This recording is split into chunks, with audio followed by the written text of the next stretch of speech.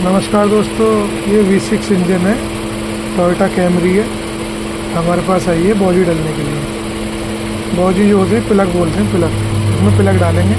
6 cylinder है, देख सकते हैं।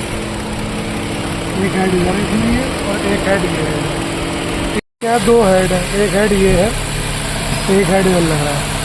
V6 इंजन है ना, तो गाड़ी स्टार्ट होती है।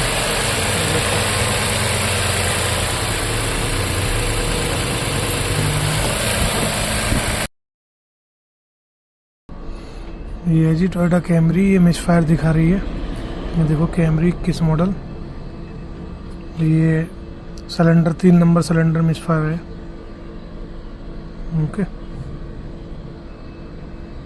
और गाड़ी को करते हैं off. Ignition on, ignition on हो गया।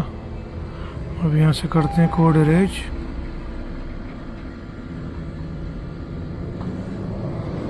Complete, no DTC। ओके, और ये करते हैं गाड़ी को स्टार्ट। ये चेक लाइट चली गई है देखो, और इस कैमरे में भी नो DTC है। ओके, वीडियो अच्छी लगी वीडियो को लाइक करें, चैनल को सब्सक्राइब करें।